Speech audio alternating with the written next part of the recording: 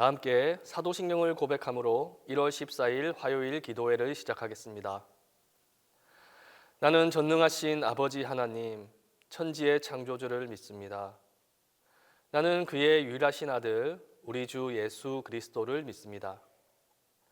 그는 성령으로 잉태되어 동정녀 마리아에게서 나시고 본디오 빌라도에게 고난을 받아 십자가에 못 박혀 죽으시고 장사된 지 사흘 만에 죽은 자 가운데서 다시 살아나셨으며 하늘에 오르시어 전능하신 아버지 하나님 우편에 앉아 계시다가 거기로부터 살아있는 자와 죽은 자를 심판하러 오십니다. 나는 성령을 믿으며 거룩한 공교회와 성도의 교제와 죄를 용서받는 것과 몸의 부활과 영생을 믿습니다.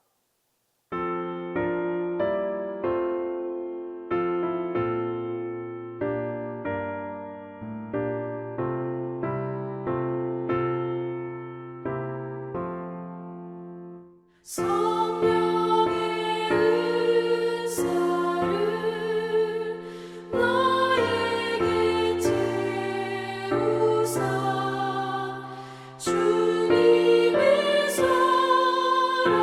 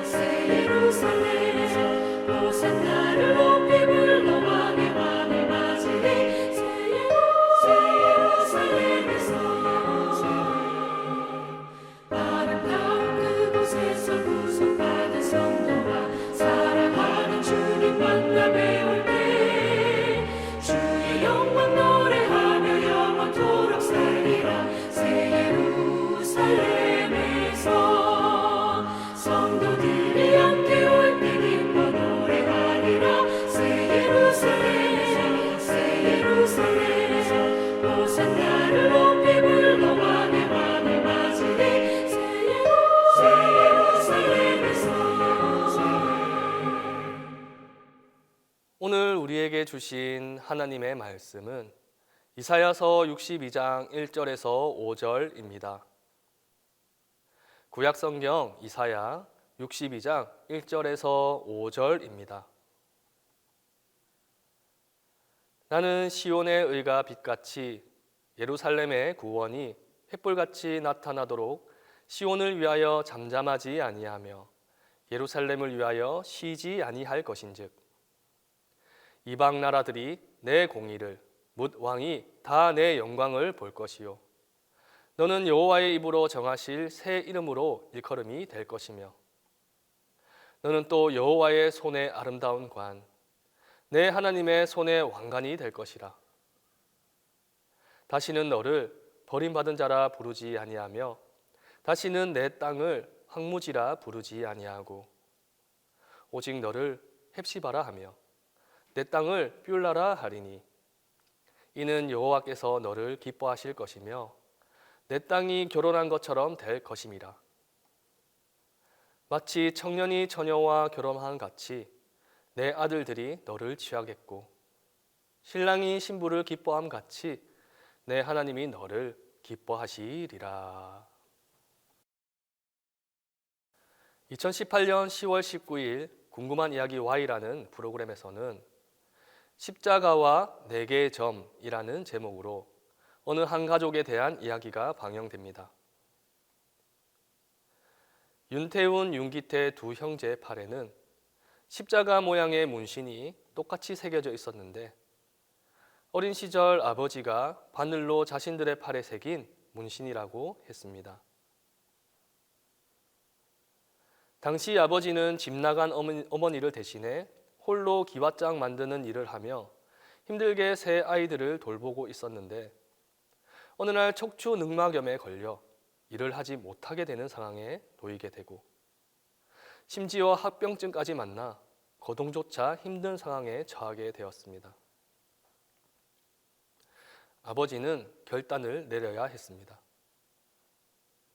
결국 내가 꼭 건강을 회복해서 너희들을 찾을게 라고 눈물을 흘리며 약속한 후 세 자식의 팔에 똑같은 십자가 문신을 새기고 보육원에 보내게 됩니다.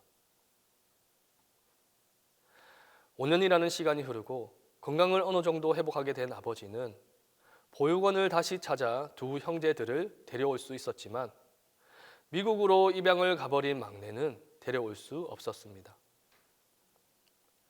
그렇게 40여 년의 시간이 흐르고 아버지마저 세상을 떠나게 되면서 막내에 대한 기억은 점차 사라지고 있었습니다. 그런데 어느 날 SNS를 보고 있던 윤기태 씨에게 익숙한 문신 사진 하나가 나타납니다. 자신의 팔에 새겨져 있는 십자가 문신과 똑같은 문신을 미국에 살고 있는 사라 존스라는 여자가 가족을 찾는다며 업로드한 것입니다. 그 문신을 보자마자 윤기태 씨는 사라 존스가 막내 윤형경이라는 사실을 알게 되었고 두 형제는 곧바로 입양단체를 통해 사라 존스에게 연락을 하게 됩니다. 그리고 헤어진 지 40년 만에 세 남매는 눈물의 재회를 할 수 있게 되었습니다. 자식들을 보육원에 보낸 아버지의 선택은 어쩔 수 없는 선택이었습니다. 이대로 지내다가는 모두가 죽을 수밖에 없는 상황이었기 때문에 모두가 살 수 있는 최선의 선택을 한 것입니다. 오늘 본문 말씀 속 이스라엘 민족 또한 헤어짐의 상황에 놓여 있었습니다. 북이스라엘은 이미 아시리아에 의해 멸망당했고 남유다 역시 심각한 위기의 순간에 놓여져 있었기 때문입니다. 이사야는 이사야서의 전반부를 통해 이스라엘 민족이 바벨론의 포로로 끌려갈 것과 예루살렘이 폐허가 될 것을 예언합니다. 그리고 후반부를 통해 그러한 이스라엘 민족을 하나님께서 용서하시고 위로하시길 원하며 반드시 새로운 예루살렘으로 이스라엘 민족을 인도하시고 다시 회복시키실 것이라는 희망의 메시지를 전하고 있습니다.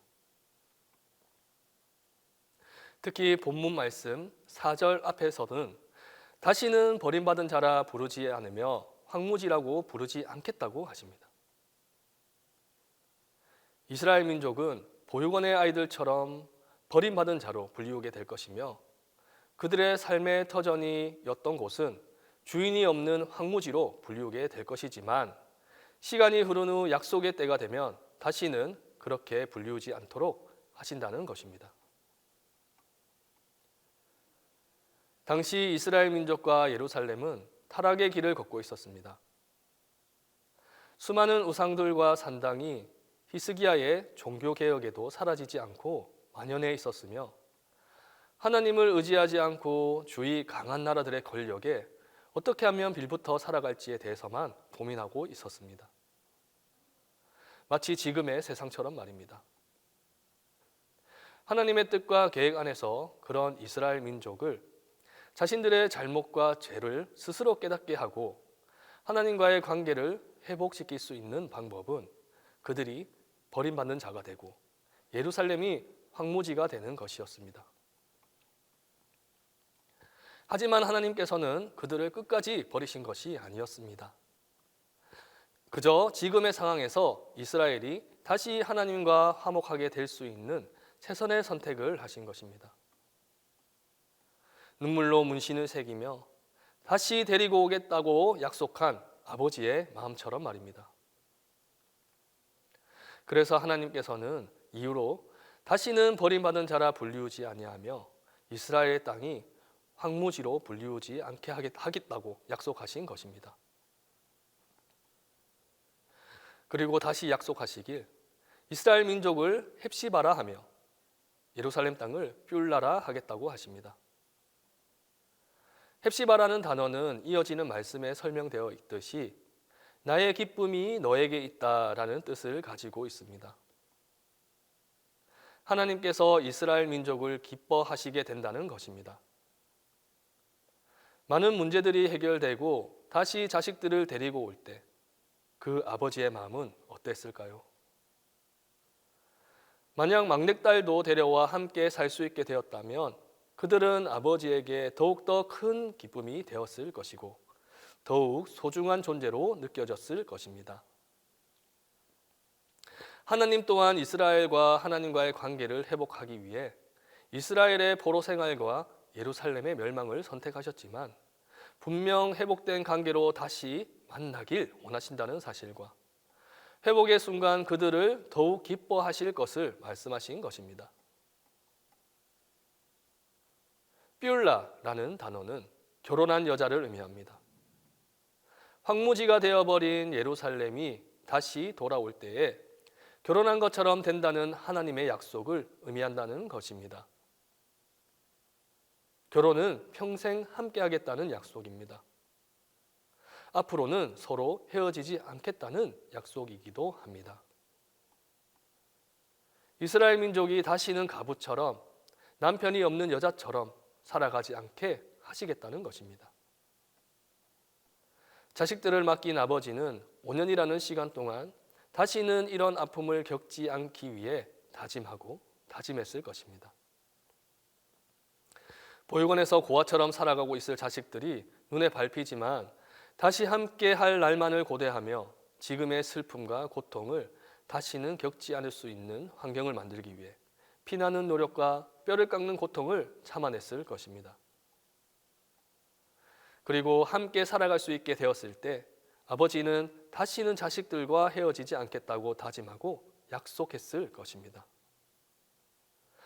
영원히 우리와 함께 하시고자 하시는 하나님의 마음처럼 말입니다. 중요한 사실은 하나님께서 이스라엘 민족이 포로가 되는 고통과 예루살렘이 파괴되는 슬픔을 겪기 전에 이러한 회복의 약속을 하셨다는 것입니다.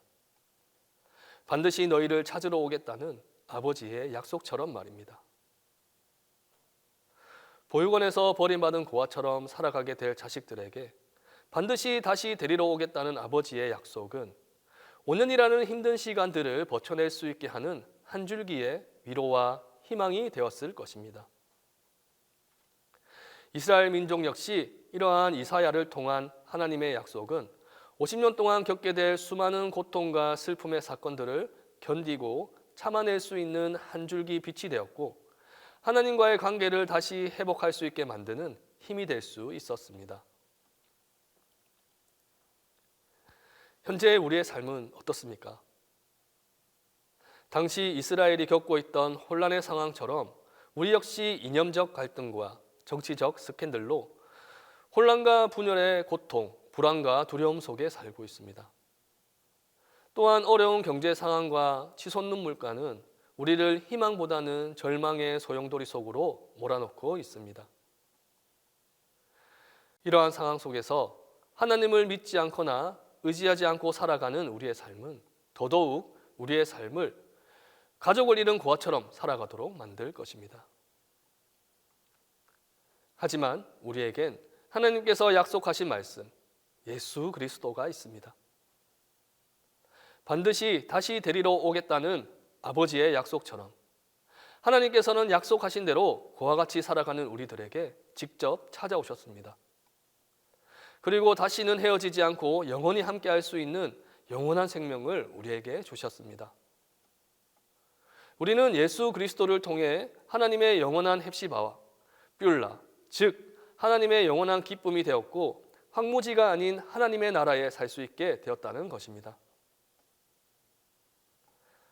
성도 여러분, 많이 힘드십니까?